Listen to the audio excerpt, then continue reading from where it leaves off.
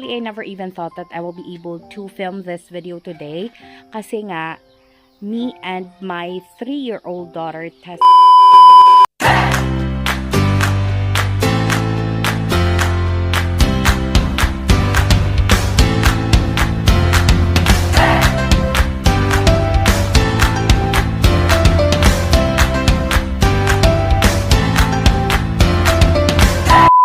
Hey guys! Welcome back to another PLANTZILLA video, and for today's vlog, ayan, i-update ko na lang muna kayo sa mga progress dito sa garden namin ngayon, dito sa small garden namin. Actually, I never even thought that I will be able to film this video today kasi nga, me and my 3-year-old daughter tested positive for COVID. So, guys, ikaklaro ko lang kami nakalagay sa isolation area kasi madami kami dito sa community namin na positive. So, we had to isolate ourselves from the rest of the family. Just like to remind you before we continue that it is really important to take care of your health, to, of course, not lower your guards. Syempre po, kapag may symptoms na isolate yourself kasi we'll never know. Para sa amin, akala ko nga lang common colds lang siya, pero hindi na pala siya applicable ngayon kasi you really have to be tested for you to know kung ano na talaga yung nararamdaman mo. I take it as a reminder to set my guards high. So, alam naman natin na sobrang dami ng mga nakaka-experience niyan ngayon. Before nga, it's even a taboo to admit na ayun nga, nag-positive. Pero, nasa sayo naman yon, you accept it and move on. So, take care of your health. So, yun guys, nag-ano na lang ako. Ang haba-haba na sinasabi ko. Okay, I'll just update you dito sa ano namin, cardboard. So, ito guys, I need to go out as well naman para maka-breathe tayo ng fresh air. So, ayan, itong cardboard namin, a lemon cardboard. This is from Thailand. And this is how small it is before. Ito yata yung pinaka-unang leaf niya. And ito na siya ngayon, malalaki na siya. And super duper generous in giving new leaves. Ayan. If you have Thailand cardboards or yung Anthurium ginmania, you may comment it down below. Para malaman din naman natin kung ganun din ba kabilis yung progress na nakikita nyo sa Anthurium ginmania nyo or yung cardboard. So, we also have the neon pothos here. And there's one thing that I noticed dito sa katabi niya, which is the Philodendron Brazil. So, guys, I really thought na yung tayo talaga ng mga dahon niya, pag ganyan lang. But, when we really expose it to the sun, ayan, meron ng mga dahon na ganyan yung itsura. Let me give you a different angle kasi nga na sa kabila tayo. So, eto. Parang nire-receive talaga nila yung sun. Hindi na lang sila basta tumatayo lang. They are opening their leaves para maka-receive sila every time na may init. So, they're so amazing. And gustong-gusto ko to kasi naglalush siya, guys. So, I'm planning to put it back. Especially yung mga nasa taas. I'm planning to put it back para bumaba siya dyan sa pole niya. And then, kakalikot. So, these poles that we are using, guys, are made of PVC pole. So, yung pole na napakita ko before that I really don't like, actually yung pole na gamit namin for our silver sword is yung billiard stick. So, I really do not recommend using that, guys.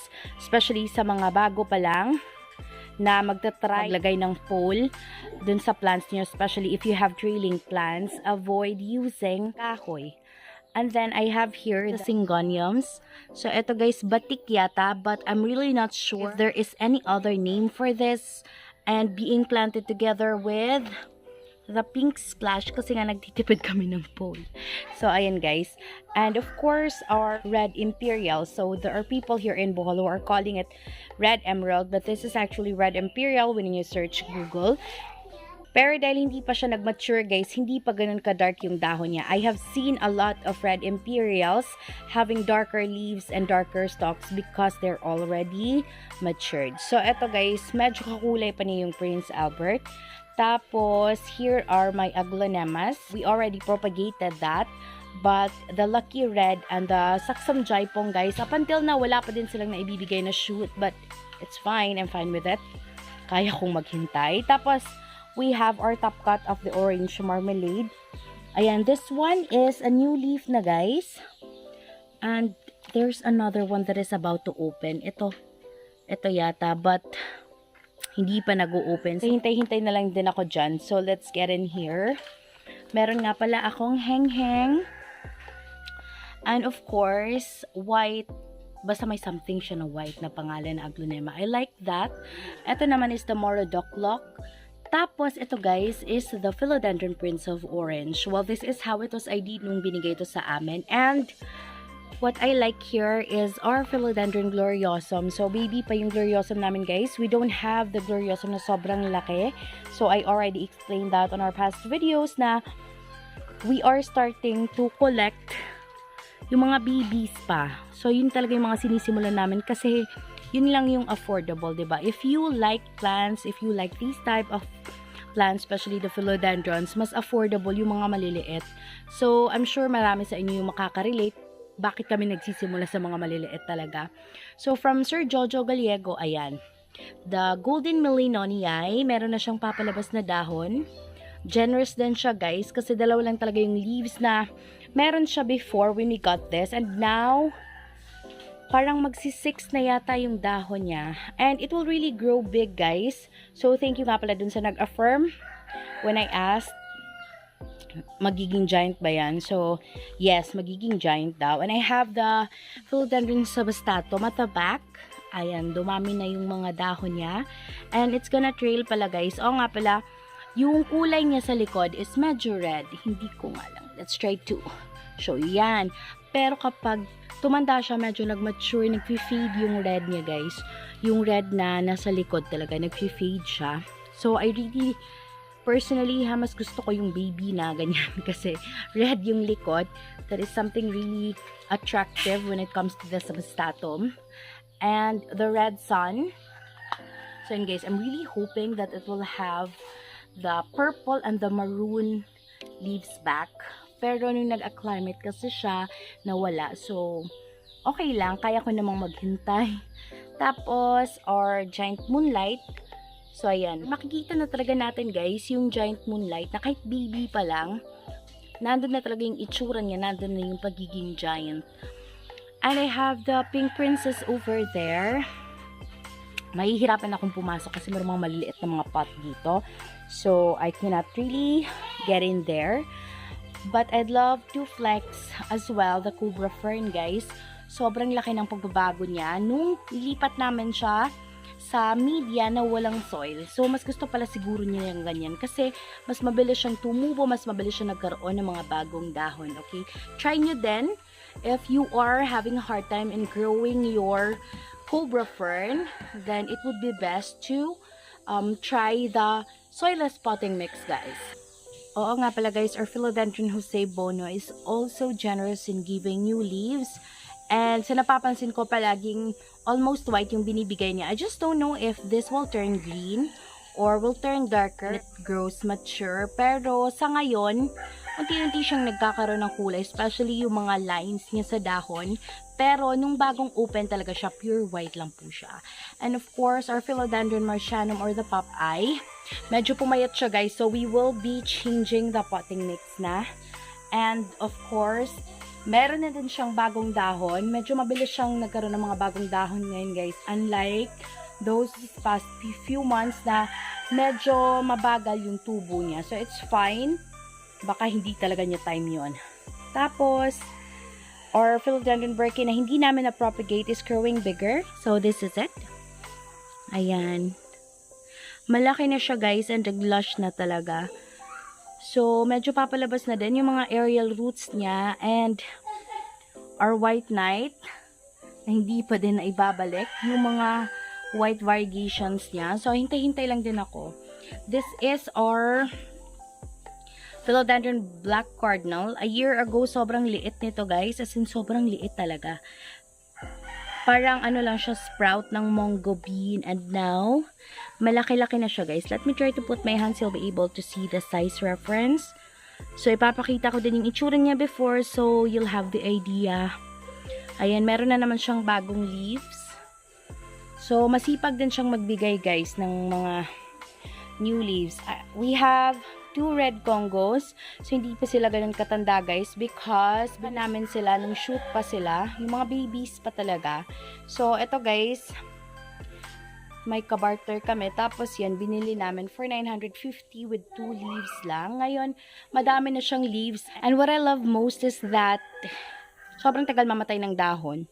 So, yung dahon niya, nung nakuha namin siya, nandun pa din up until now. Tapos, yan, yung Bernardo Pazii. You may correct me if I'm wrong. Tapos, ayan, Prince Albert. Eto naman, hindi ako sure kung ano yung Green Dragon and Golden Dragon dyan sa dalawang yan. I have here the Painted Lady. Ayan, I forgot. I don't even know where are the others. Basta yan, Painted Lady yan, guys. Tapos, the Birkin. This is the top cut. Sobrang sensitive po talaga ng Birkin kasi nung kinat siya, parang nagkaroon talaga ng mga leaves na namatay. Buti na lang, nakasurvive siya, guys. And as you can see, meron na siyang bagong dahon na papalabas. It's really a good sign of recovery. Pero, yung mga shoot ng mother plant, parang nag-revert na yata. Nawala yung mga pinstripe niya. Ewan ko saan na nagpunta. Ito yung silver sword na top cut, guys. So, we really had to save the silver sword. This is one of our recent videos. So, ayan siya. Tapos, nilagay siya dito para hindi siya masagi-sagi kapag may dumaan. Tapos, ito naman yung top cut ng aming red diamond. Tapos, ito yung kinat namin na na-upload yata namin kahapon or the other day. So, I have another aglaonema here. Is this the Tigris? Not real sure. And, meron ding bility, guys. Sobrang kawawa kasi isa pa yung dahon. Pero, nagsusurvive naman yata yan. Kasi, hindi na lang tayong dahon niya, guys. Super tagal na yan. So, if you remember about what I posted before, ang naging kakulay niya yung Birkin, this is a daing ampon, guys. So, we really had to cut that kasi parang hindi na mabuti yung tubo niya. So, inalis namin siya. Ayan, kaka-recover pa lang niya ngayon. Ang daing ampon talaga, guys, I do not know para sa iba kung mabilis ba siyang magbigay ng mga bagong dahon, mabilis ba siyang magkaroon ng shoot. Kasi for me, it's really hard to grow this one. So, if you would love to ask, ano yung mga isa sa mga nahirapan kami, etong daing ampon, guys, sobrang sensitive niya. This is the epiprim ng pinatom na elbow, and the other one is the area. So, ni-remove ko muna siya kasi nga, dadaan ako. I had to step here, so inalisan ko. Ayan. Tapos, ito is the black cardinal from Holland. And, ito naman is the horse head. Ito, nag-recover na agad yung Warsiwisiay namin. I really thought that I will not be able to see them for a while. Kasi akala ko ililipat kami once lumabas na yung result. Papasalamat ako na dito pa din kami. So, nandito lang ako ngayon sa area na to to breathe some fresh air. So, pwede naman sanang hindi ko sabihin sa inyo, pero I realized na if I could raise awareness naman para maging mas careful kayo sa health nyo. So, please be careful, guys. Nako, iwasan yung tataong lugar and wear your face mask, wear your face shield, always sanitize your hand and proper hygiene as always. Tapos, kapag may symptoms kayong nararamdaman, huwag niyong baliwalain, guys. Isolate yourself para walang madamay na isa sa member ng family niyo. So, and guys, maraming pong salamat for being with me on this video. Pasensya na kayo kung konti lang nakapag-upload lang ako ng mga konting update dito kasi I'm not supposed to film this. It's just that I wanna let you know. Gusto ko din namang i-share kung ano yung pinagdadaanan namin ngayon. So, and guys, thank you so much for making it till the end of this video. It has been Maria, the voice of PLANTZILLA BHL.